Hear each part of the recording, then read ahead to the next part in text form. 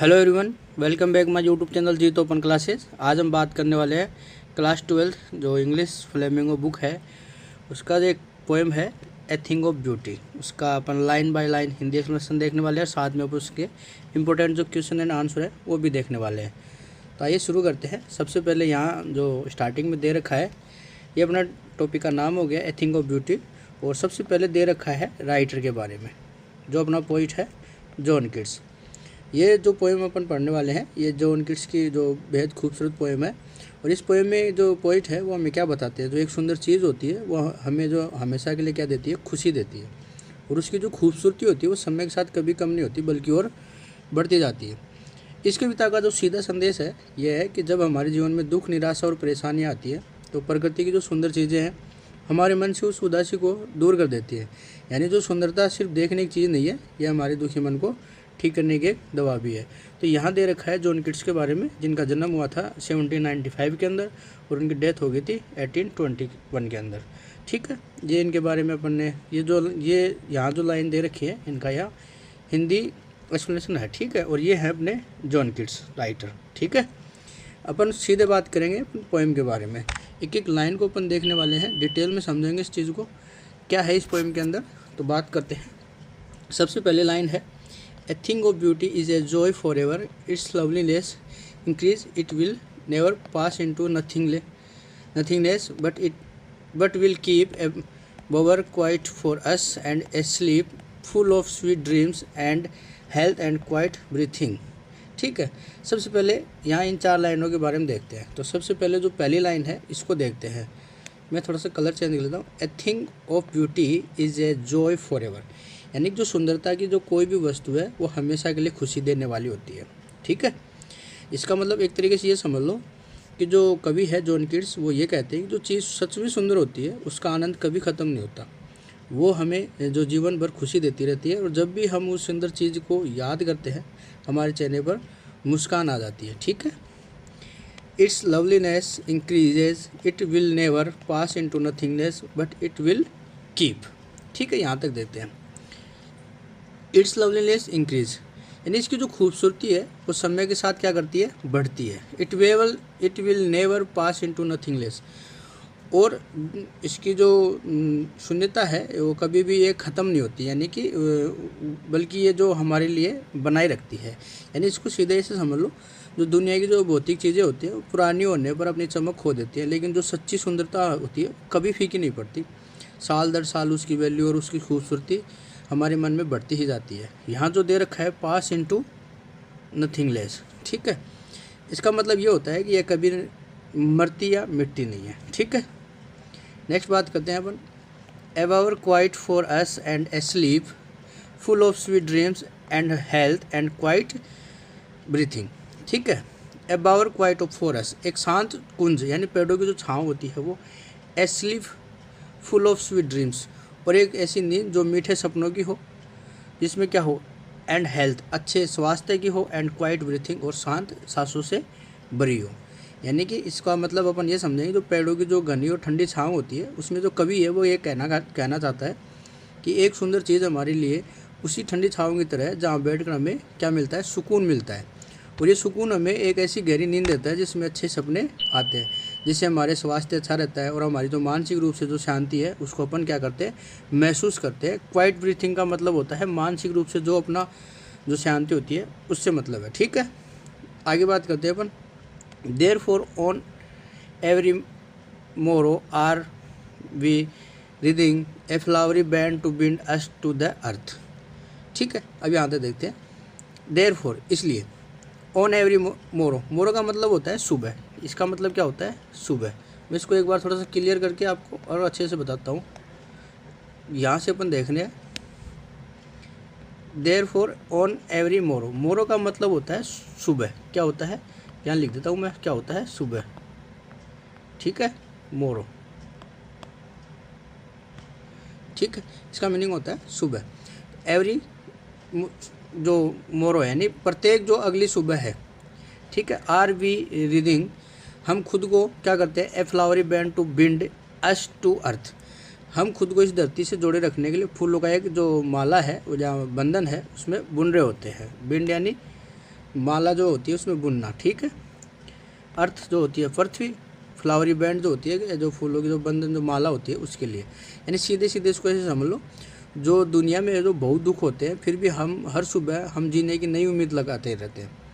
हम प्रकृति की जो सुंदर चीज़ें हैं उनकी एक जो माला होती है उसकी जैसी यादें होती हैं, उनमें जैसे उनको माला के अंदर उनको यादों को अपन क्या करते हैं, बुनते हैं, जो हमें उस खूबसूरत धरती से जोड़े रखती है और हमें जीने की क्या देती है, प्रेरणा देती है, ठीक है। नेक्स्ट अपन बात करते हैं spite of despondence of the inhuman dearth of noble natures of the gloomy days. यहाँ तक देखते हैं इसको। स्पाइट ऑफ डिस्पोंडेंस, डिस्पोंडेंस का मतलब होता है निराशा। इसका मतलब क्या होता है, निराशा। यहाँ लिख देता हूँ, इसका मतलब क्या होता है, निराशा, ठीक है, निराशा। जब निराशा के बावजूद ऑफ द इनह्यूमन डर्थ, अच्छे स्वभाव वाले जो लोग हैं, नोबल जो नेचर वाले जो लोग हैं यानी अच्छे स्वभाव वाले, कि जो इनह्यूमन यानी अमानवीय डर्थ जो कमी होती है उसके बावजूद, ऑफ द ग्लोमी डेज, और जो उदासी भरे जो दिनों के बावजूद, यानी कि जो निराशा के बावजूद, अच्छे स्वभाव वाले लोगों की अमानवीय कमी के बावजूद और उदासी भरे दिनों के बावजूद, ठीक है। समझो इसको एक तरीके से सीधे सीधे समझो कि जो जीवन में जो बहुत सारी जो परेशानियाँ होती हैं हमारे यहाँ, जो लोग स्वार्थी हैं, अच्छे लोगों की जो कमी होती है अपने संसार के अंदर, इनह्यूमन डर्थ यानी जो अच्छे लोग होते हैं उनकी कमी होती है। इनह्यूमन का मतलब हो गया यहाँ पर अमानवीय जो कमी होती है उनके लिए। और कई बार हमारे जो दिन हैं वो निराशा से भरे होते हैं। कभी इन सभी जो नकारात्मक जो नेगेटिव चीज़ें होती हैं उनकी बात कर रहे हैं जो इंसान को दुखी करती है, ठीक है। एक बार फिर से इसको समझ लो, यहाँ से मैं फिर से बता देता हूँ आपको। एफ यहाँ से स्पाइट ऑफ, यहाँ से देखो इसको, स्पाइट, इन दोनों लाइनों को एक साथ समझो। Spite of despondence, spite of despondence निराशा के बावजूद, ऑफ द इनह्यूमन डर्थ यानी इनह्यूमन इन अमानवीय डर्थ यानी कमी, of a noble natures, noble natures का मतलब हो गया अच्छे स्वभाव वाले लोगों की अमानवीय जो कमी के बावजूद, और ऑफ द ग्लूमी डेज, और जो उदासी भरे जो दिनों के बावजूद, ठीक है। अब इसका हिंदी में यही समझ लो कि जो जीवन में जो बहुत सारी परेशानियाँ होती है, वहाँ लोग जो स्वार्थी होते हैं, अच्छे लोगों की कमी होती है। कई बार हमारे दिनों में जो निराशा भरी होती है, जो पॉइंट है वो इन्हीं नेगेटिव जो चीज़ें हैं उनकी बात कर रहे हैं जो इंसान को दुखी करती है। Of all the in unhealthy and और dark ways made for our searching yes in spite of all, याद है। Of all the unhealthy and over dark ways यानी कि उन सभी अस्वस्थ, अनहेल्दी अस्वस्थ, एंड डार्क वेज यानी अंधकार में जो रास्ते होते हैं उनके बावजूद, मेड फॉर आवर सर्चिंग जो हमारे जो संघर्ष हैं उनकी जो खोज है उनके लिए जो बनाए गए हैं, हाँ, yes in spite of all, हाँ, इन सब के बावजूद। यानी कि ये क्या कहना चाहता है, जब हम अपने जीवन में जो सफलता पाने के लिए गलत या बुरे रास्तों पर चल पड़ते हैं तो हमें और ज़्यादा दुख मिलता है। लेकिन जो किड्स है वो ये कहते हैं कि हाँ, इन सभी दुखों और बुराइयों के बावजूद, यानी ये लाइन से जुड़े हुए हैं, आगे इस लाइन में इसका पूरा मीनिंग निकलेगा, ठीक है। Some shape of beauty moves away the pall from our dark spirits such the sun the moon trees old young sprouting a shady moon for simple sheep and such are daffodils. तो इसका पहले अपन यहाँ तक देखते हैं, दो लाइनों को देखेंगे। Some of shape of beauty moves away the pall from the our dark spirits such the sun the moon, ठीक है। यहाँ तक इसको देख लेते हैं एक बार। मैं इसको ऊपर वाले को मिटा देता हूँ, ठीक है, इसको हटा देता हूँ एक बार ताकि आपको लाइन कंफ्यूज नहीं करेगी। यहाँ से देखते हैं, इन दो लाइनों को देखेंगे अपन, ठीक है। Some shape of beauty moves away the pall from our dark spirits such the sun the moon, यानी कि सुंदरता का कोई ना कोई रूप, यानी सम शेप ऑफ ब्यूटी, सुंदरता का कोई ना कोई रूप, उस जो moves away the pall from our dark spirits, यानी हमारी जो निराशा आत्माओं के ऊपर से है, जैसे कि सच द सन जो सूर्य है एंड जो चंद्रमा है उनके लिए। इसका मतलब क्या हुआ, एक तरीके से सुंदरता की कोई ना कोई जो आकृति होती है वो हमारी उदास और अंधकार में जो आत्मा होती है उसके ऊपर से जो उस दुख का जो पर्दा है, पाल यानी क्या होता है, पर्दे को हटा देती है, जैसे सूर्य और चंद्रमा होते हैं। यानी कि एक तरीके से समझ लो, जो कवि है ये कहना चाहता है कि चाहे कितनी भी निराशा हो, जब हमारे सामने प्रकृति की कोई सुंदर चीज़ आती है तो वह हमारे जो दुखी मन है उस पर जो छाए काले बादल होते हैं, काले पर्दे होते हैं, उनको हटा देती है। इसके उदाहरण के रूप में जो कवि है वो सूर्य और चंद्रमा का नाम लेते हैं, ठीक है, इन दोनों का, ओके। नेक्स्ट अपन बात करते हैं trees old and young sprouting a study boon from for the simple sheep and such are daffodils. जो ट्रीज ओल्ड यानी पुराने जो पेड़ हैं और जो नए पेड़ हैं यानी जवान पेड़, जवान यंग का मतलब जवान नहीं है यहाँ पे, जो नए पेड़ हैं यानी हरे भरे पेड़ हैं उनसे मतलब है। स्प्राउटिंग ए स्टडी बून यानी जो एक छायादार वरदान की तरह अंकुरित होते हैं। फॉर ए सिंपल शीप तो सीधे साधे भेड़ों के लिए। एंड सच आर डेफोडिल्स और ऐसे ही खूबसूरत होते हैं जैसे डेफोडिल्स के जो फूल होते हैं, जो नरगिस के फूल होते हैं। डेफोडिल्स नरगिस के फूल होते हैं, ठीक है। डेफोडिल्स का मतलब हो गया नरगिस, नरगिस के फूल, ठीक है। अब इसकी व्याख्या के हिसाब से समझो इसको, इन दोनों लाइनों को, नीचे वाली को। जो कवि है वो ये कहता है जो सुंदर चीज़ों की जो लिस्ट होती है वो बताता है, चाहे वो पुराने बड़े पेड़ हो या छोटे पौधे हो, या वे सभी निस्वार्थ भाव से सीधे साधे जो जानवर होते हैं उनको छाँव देते हैं। वो क्या देते हैं? छाँव। यहाँ जो सिंपल शीप है, ये सिंपल शीप है, वो मासूम इंसानों और जीवों का प्रतीक है। वैसे ही जैसे कि जो हरे भरे जंगलों में जो खिलने वाले जो पीले डेफोडिल्स होते हैं, डेफोडिल्स जो पौधे फूल होते हैं वो कैसे होते हैं? पीले डेफोडिल्स होते हैं। उनके फूल कैसे होते हैं? कलर में पीले होते हैं। और प्रकृति की जो अनमोल सुंदरता है जो हमें क्या देती है? खुशी देती है, ठीक है। अब इसको एक बार मैं आपको एक साथ क्लियर एक साथ बता देता हूँ। इसका जो सिंपल है इसको समरी के रूप में ये समझ लो कि जो कवि है उसका सीधा सा मतलब ये है कि जो दुनिया है वो भले ही दुनिया है ना, उसमें दुख हो, बुरे और लोग बहुत हैं, लेकिन भगवान ने हमारे लिए सूरज, चांद, पेड़ और फूल जैसी सुंदर चीज़ें बनाई है जो हमारे सारे दुखों को पल भर में दूर कर देती है, ठीक है। अब इसके आगे इन लाइनों का सबका एक एक हिंदी अनुवाद यहाँ मैंने बता रखा है ऑलरेडी, आप यहाँ से देख सकते हैं एक एक लाइन का, जो आपको हेल्प करेंगी। और इसके बारे में आप जो ये अपन ने लाइनें पीछे पढ़ी है उन सब का एक साथ यहाँ हिंदी अनुवाद समरी के रूप में दे रखा है। जो कवि है वो क्या कहते हैं? एक सुंदर वस्तु हमेशा के लिए आनंद का स्रोत होती है। इसकी सुंदरता कभी समाप्त नहीं होती बल्कि समय के साथ बढ़ती जाती है। ये कभी शून्य में नहीं बदलती, अर्थात इसका महत्व कभी खत्म होता है। सुंदरता हमारे लिए एक शांत कुंज यानी शेडी पैलेस के समान है। देखो ये दे रहा, जहाँ हमें शांतिपूर्ण नींद, मधुर सौपन और स्वास्थ्य मिलता है। यह हमारे जीवन की निराशाओं, उदासी और दुखों जिन्हें कवि ने अंधकारपूर्ण आत्मा कहा है, ठीक है, को क्या करती है? दूर करती है। सूर्य, चांद, बूढ़े और जो युवा पेड़ जो साधारण भेड़ों के लिए छायादार वरदान देते हैं। और डेफोडिल्स के फूल वह वस्तुएं हमारे अस्तित्व के गम को हटा देती है, हमें धरती से जोड़े रखती है। तो दुख के जो बादल होते हैं उनको हटाना और शांति कुंज और मधुर सौपन, इस ठीक है। ये अपनी जो ए थिंग ऑफ ब्यूटी है उसकी जो अपनी लाइनें पढ़ी उनका क्या है? ये हिंदी अनुवाद एक साथ हो गया, ठीक है।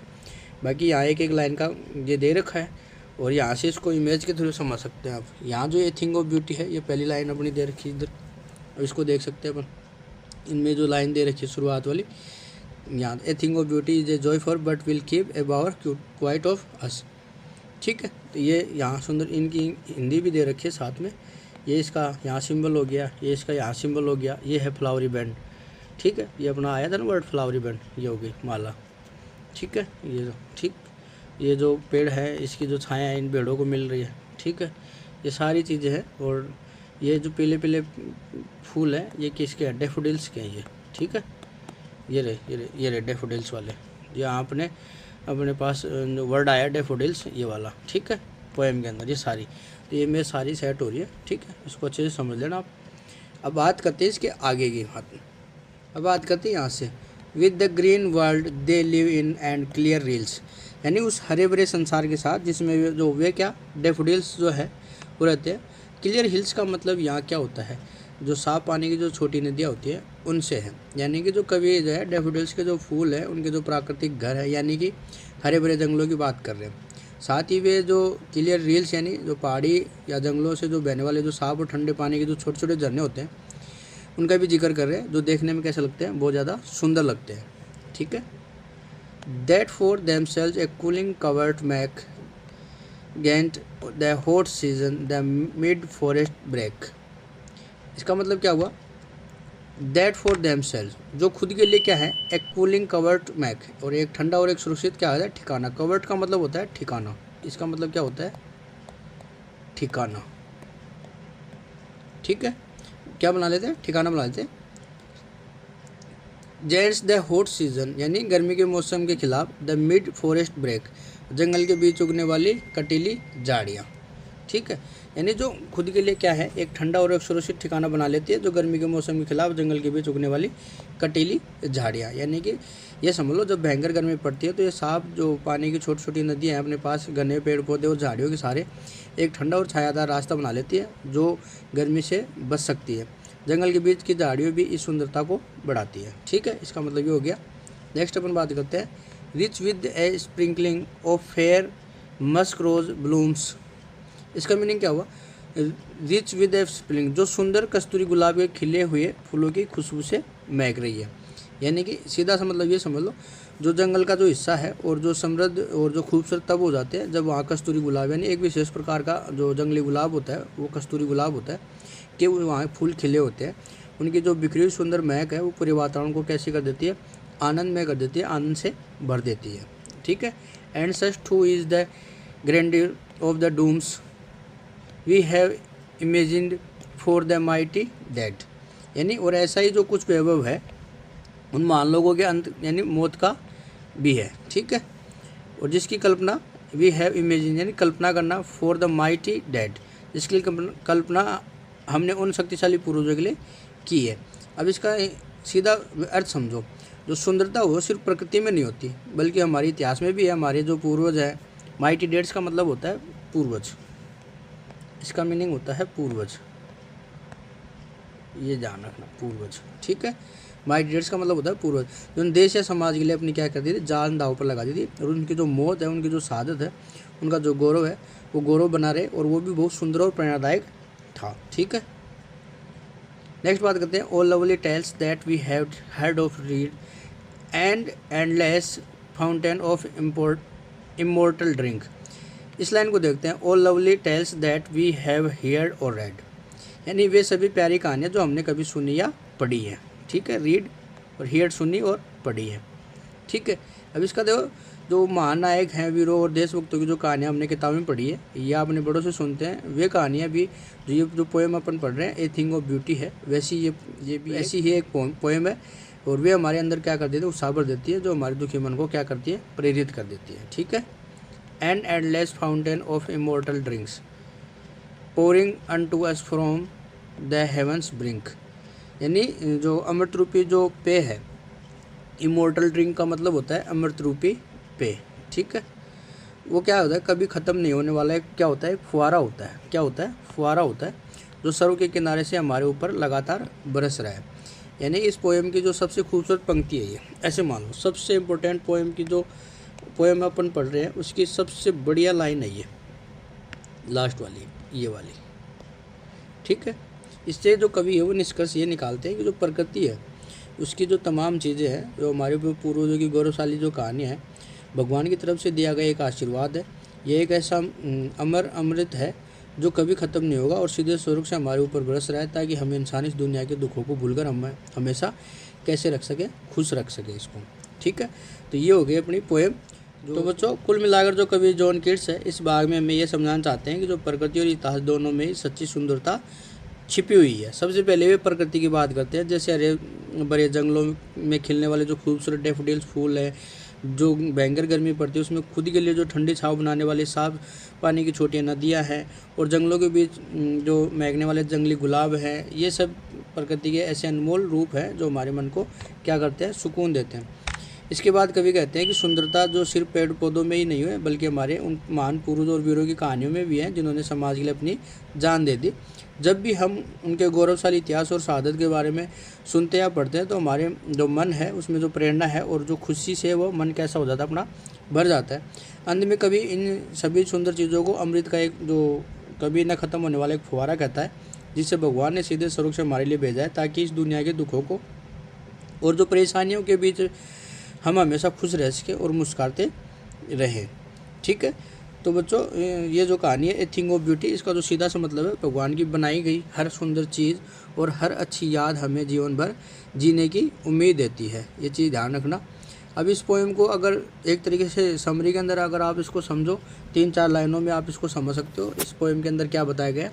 इस पोएम का सीधा सा संदेश ये है कि भगवान की बनाई हुई हर चीज़ जो सुंदर है वो हमेशा के लिए खुशी देती है, और उसकी जो खूबसूरती है वो समय के साथ कभी ख़त्म नहीं होती बल्कि बढ़ती जाती है। और हमारे जीवन में चाहे कितनी भी निराशा, उदासी और परेशानी क्यों ना हो, जो प्रकृति के जो सुंदर रूप हैं वो हमारे मन से उस दुख के पर्दे को हटा देते हैं। साथ ही हमारे महान जो वीर पूर्वजों की जो गौरवशाली कहानियाँ भी हैं वो हमारे लिए एक सुंदर प्रेरणा है जो हमें जीवन में आगे बढ़ाना सिखाती है। अंत में कवि यही कहता है कि जो सभी सुंदर चीज़ें हैं भगवान द्वारा स्वर्ग से बरसाया गया एक अमर अमृत है जो हमें इस दुनिया में मुश्किलों के बावजूद खुशी से जीना सिखाती है। तो इस प्रकार ये अपनी हो गई पोएम, जिसका मैंने आपको हिंदी और आपको साथ साथ में जो ये लाइनें दे रखी हैं, इनके अलावा ये पूरा एक इमेज के थ्रू आपको समझाने की कोशिश की है। ये डैफोडिल्स के फूल हैं, इनमें यहाँ इसकी समरी दे रखी है हिंदी में, ये सारी चीज़ें इसमें दे रखी है। ये अमृत जो स्वर्ग से ऊपर से जो अमर पेय का जो है निरंतर प्रवाह हो रहा है, जो अपने जो पूर्वज है यहाँ से, ठीक है। तो इस चीज़ का ध्यान रखना। और ये एक एक लाइन है जिनके बारे में यहाँ बता रखा है, ये सारे पूर्वज है। ये ऊपर जो ये अमर प्याला है जिसे जो अमर अमृत है वो आ रहा है, ठीक है। तो कोशिश कीजिए सारी इमेज के थ्रू आपको समझाने की। अब बात करते हैं जो पोएम की जो एनालिसिस कर लेते हैं, जो थीम है और सेंट्रल आइडिया है वो कैसे है। Nature is a permanent source of joy, acts as a healer for human suffering.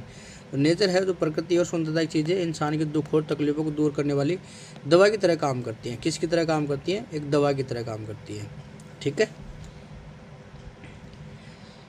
दूसरा है the beauty of nature never fades, it's value increase with the time. यानी सच्ची सुंदरता कभी ख़त्म नहीं होती, बल्कि समय के साथ उसकी जो वैल्यू है और भी ज़्यादा बढ़ती जाती है, ठीक है।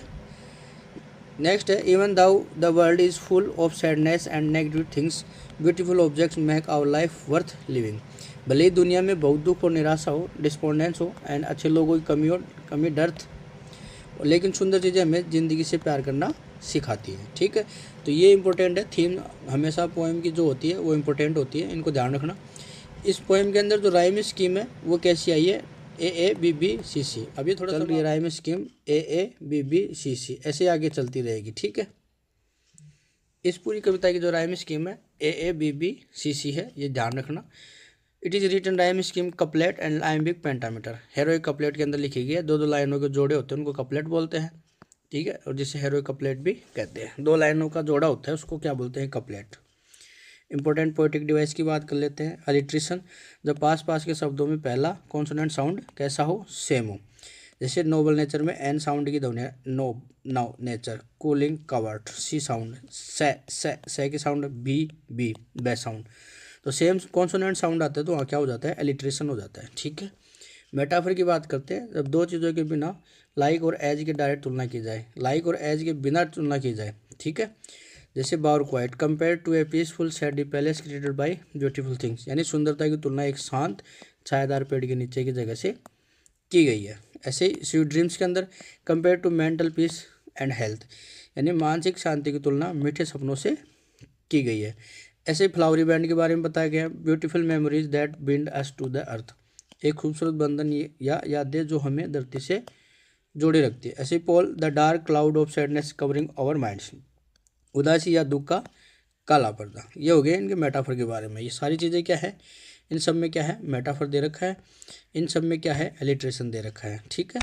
नेक्स्ट अपन बात करते हैं इमेजनी, जिसमें क्या है? ऐसी लाइन जिन्हें पढ़कर आंखों के सामने क्या बन जाती है?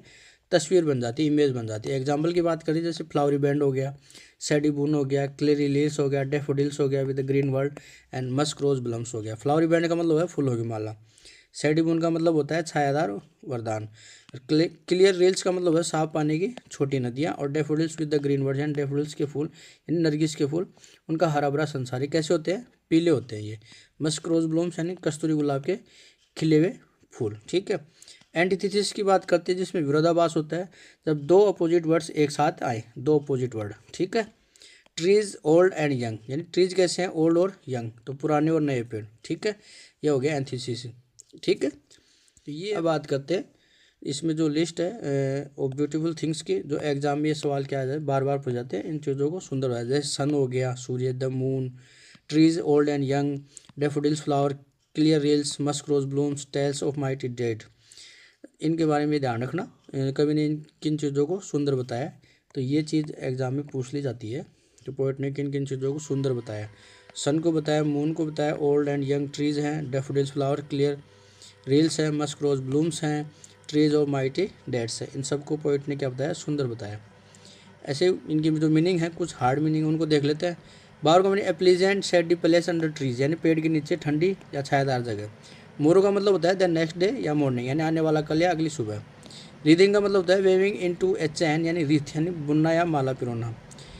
डेस्पोंडेंस का मतलब होता है डिप्रेशन एंड डीप सैडनेस, यानी गहरी निराशा या उदासी।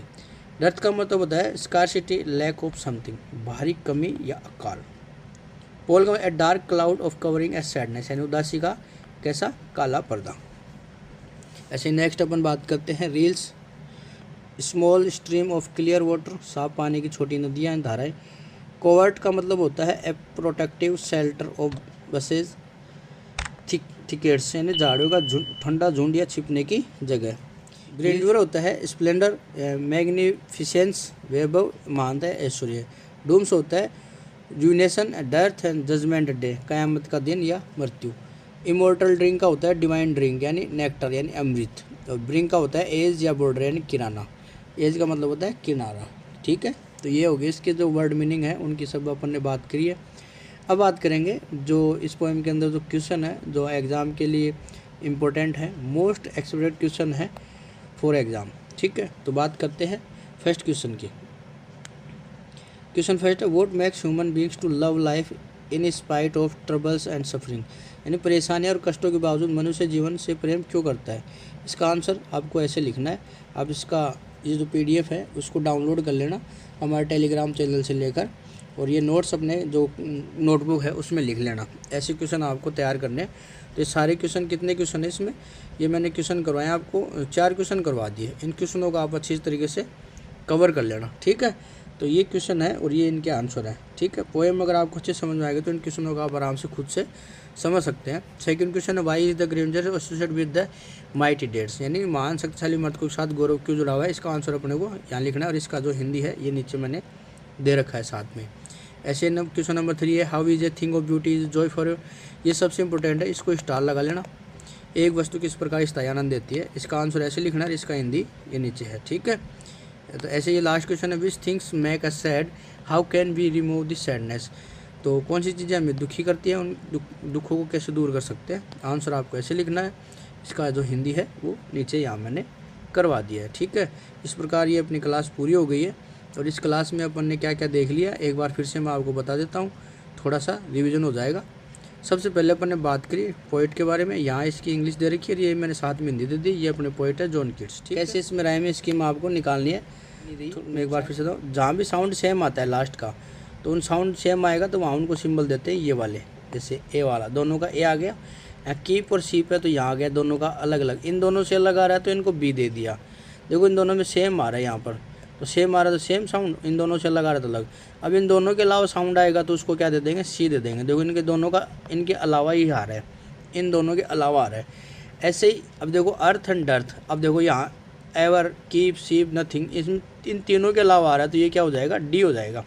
तो अभी मैंने पीछे आपको ये बता दिया था, एक ये ऐसे दे रखा था, ये ऐसे चलता रहेगा, तो यहाँ ए नहीं आएगा, यहाँ डी आएगा। अब देखो डेज, ईज, तो इसके बाद क्या आएगा, ई, ये ऐसे चलता रहेगा ऐसे। ठीक है, तो इसको अपन कैसे ले सकते हैं, ई के बाद क्या आएगा, ये एफ आ जाएगा, ये क्या आ जाएगा, जी, ऐसे ही ये एच हो जाएगा यहाँ पर। एच के बाद क्या आ जाएगा, ये make, brake, bloom, dooms, dead, read, brink, ये ब्रिंक। ठीक है, ये आई हो जाएगा, जे हो जाएगा, जे के बाद क्या आ जाएगा, के, और ये एल। तो ये हो जाएगा अपनी, जो एक तरीके से ये हो गई double A, double B, C, D, ऐसे चलेगा, ई, एफ, जी, एच, आई, जे, के, एल। ये है अपनी टोटल राइम स्कीम। अगर इसको देखें तो यहाँ इसमें शॉर्ट में अपन ने ये लिख दी इसको, ये यानी ऐसे चलती रहेगी ये। ठीक है, इस चीज़ को थोड़ा सा सुधार कर लेना। ठीक है, तो ये अपनी कहाँ तक चल गई, एल तक चलेगी। ठीक है, तो ये अपनी हो गई राइम स्कीम। और यहाँ हमने इनके जो पीछे जो लाइनें चल रही हैं उनके जो इमेज हैं, ये साथ में इमेज अपन ने देखी थी। पोएम का जो एनालिसिस थीम है, ये अपन ने थीम की बात कर ली। जो इसकी राइम स्कीम है इसको थोड़ा सा समझ लेना। कपलेट ने 2 लाइनों का जोड़ा है, इसमें कपलेट बोलते हैं जिसको। इंपॉर्टेंट पोएटिक डिवाइस है इलिट्रेशन हो गया, मेटाफोर हो गया, इमेजरी हो गया, एंथीसिस हो गया। जो ब्यूटीफुल थिंग्स हैं, जो लिस्ट है उनकी, जो पोइट ने बता रखी है उनकी लिस्ट अपने देख ली। वर्ड मीनिंग है वो सारे अपने देख लिए। इंपॉर्टेंट जो क्वेश्चन है वो सारे अपन ने देख लिए। मेरी तरफ से मैंने सारी पोएम है इसको अच्छे से करवा दिया। इसके अलावा आपको कुछ भी पढ़ने की ज़रूरत नहीं है। इसके जो क्वेश्चन आंसर है ये अच्छे से कवर कर लेना। और क्लास आपको अच्छी लगी तो इसको लाइक करें, कमेंट करें, दोस्तों के साथ शेयर करें। चैनल पर नए तो सब्सक्राइब जरूर कर लें। नेक्स्ट क्लास में मिलते हैं। Thank you for watching.